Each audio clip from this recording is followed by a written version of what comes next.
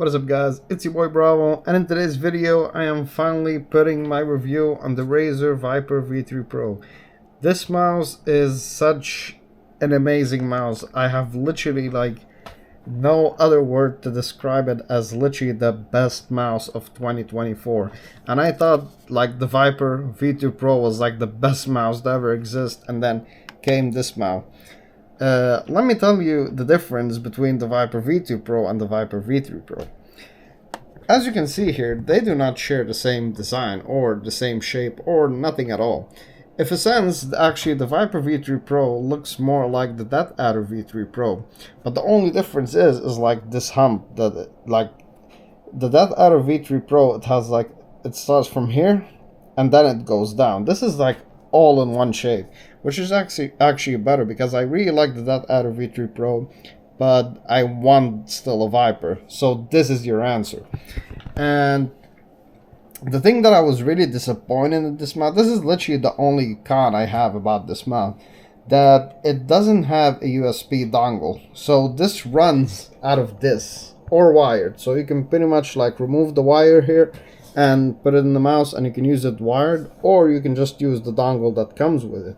Well, let me tell you about the dongle that comes with it. You can see I have two here, but these two are not the same thing. This is the hyper rolling dongle that I bought for my Razer Viper V2 Pro. But this, I can also unpair it from my Razer Viper V2 Pro and pair it with my Death Adder V3 Pro. So I have options. This one is exclusively only for the Razer Viper V3 Pro, which means I cannot connect the Viper V2 Pro on the one that comes with the V3 Pro. And this is a little bit weird, and especially since the Death Adder V3 Pro does not have a USB dongle that comes with it. So all your options is pretty much based on the wire, and the wire is also a little bit heavy. It's not the same, it's not really the same wire as this one. This one that comes with the Viper V3 Pro is extremely heavy compared to this one that comes with the Viper V2 Pro. I was pretty shocked, to be honest, for Razer to actually make the wire extremely heavy. But it is what it is. I mean, if you're buying this mouse, you're gonna use it wirelessly, to be honest. I'm not gonna use it wired ever in my life. I started using the Viper Ultimate in 2020, and I never used it wired ever in my life. All I do is charge it, use it, charge it, use it, charge it, and use it. But what I noticed also about the Razer Viper V3 Pro, that it has absolutely the lowest input delay in a freaking wireless mouse. As soon as you click this thing in a shooting game, it shoots. There's literally absolutely no delay. Some time the Viper V2 Pro, I can sense there's a tiny bit of delay, maybe milliseconds or something. But with the Viper V3 Pro, it is extremely fast. It is super fast. And I notice the difference. I can notice the difference between those. And yeah, this also with the skates, it have a bigger skates than the Viper V2 Pro, which I actually like because I use the Razer Atlas, and the Razer Atlas is a glass mouse. But keep in mind, you have to actually clean this thing every day. I have to use, and I have to actually clean the skates. But to be honest, it's just a really smooth experience. It's so fast, it glides extremely fast. So I'm pretty much satisfied with it. I don't have any issues with this mouse. I installed pretty much the grip tapes for it, as I also have them on my Viper V2 Pro. And pretty much I have literally the best experience ever. This is literally the best mouse I've ever used in my entire life. And I thought the Viper V2 Pro was the best mouse, but apparently there's actually a contender. I wanted this to be better, and Razer delivered what is better. So now we're gonna jump to the software wise of the thing. So here where the magic happened. This is how you pretty much control your mouse to make it even better and better. Because the grip tapes will not, and the glass mousepad will not gonna make it the best thing on earth, but the software will. So the Razer Viper V3 Pro has its own thingy. With the Gen 2 sensor, you can actually do some magic. But before we go into that, let me explain how the Razer Hyper Rolling Rate dongle works, because this is not the same as this. There are completely two different things. The one that comes with the Razer Viper V3 Pro is actually exclusively and only for the Razer Viper V3 Pro. It does not work on anything else other than the Viper V3 Pro. It's like the hardware of this thing is matched with the Razer Viper V3 Pro. But the hyper rolling wireless dongle that I bought for my Viper V2 Pro and that other V2 Pro, I can unpair my Viper V2 Pro and pair that other V2 Pro. So I have the option to switch between mice, and pretty much what this allows me to do is pretty much jump to 4000 megahertz, 8000, 2000, anything above 1000 I can achieve it with this dongle. And pretty much, I mean, I mainly use on 4000 megahertz, hertz. So I didn't use 2000 that much. I never used 8000 because I think like I really don't need to use 8000 at some point. But if you want to use it, you have the option for more accuracy, better aim, you can do that. But this is where the Gen 2 sensor comes in handy. So this is the Viper V2 Pro. If you do notice, on the Viper V2 Pro, I can only jump 50/50s. I cannot do like, 4,500, let's say 40, for example. I cannot do that. I don't have an option to do that. I can only do 4,500. I can jump 50 from there.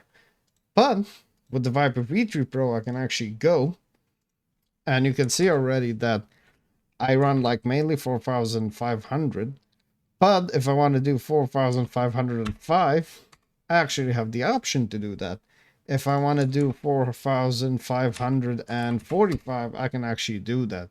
Like I can jump between 1 and 2, 3, 4, 5. You get the idea. Like you can do it however you want. You're not like only hooked up with 50/50.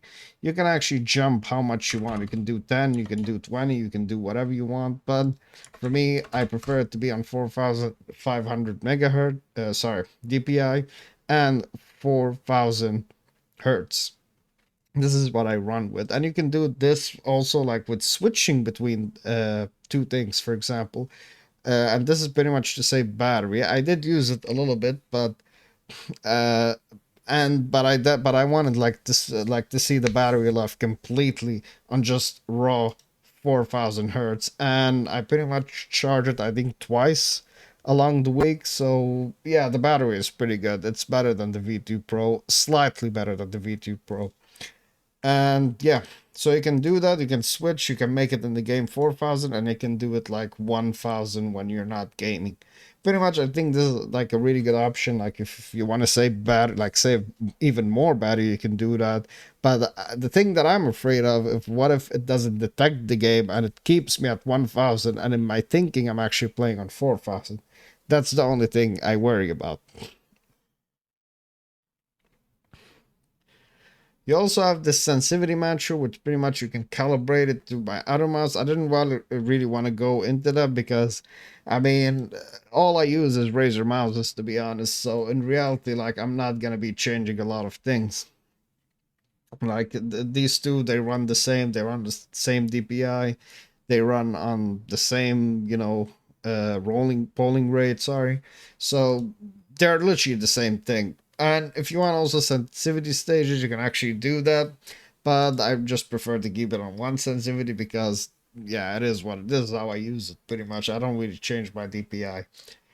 With power, you have low power mode. So pretty much when it's on 30, it will lower the power. I actually like put it on, 30 for some reason. I have literally no idea why I keep it on 30. I don't really like go below 30. As soon as it's like 50 or something, I'll just charge it again. But I gave it around 30 to notify me pretty much that is on 30%.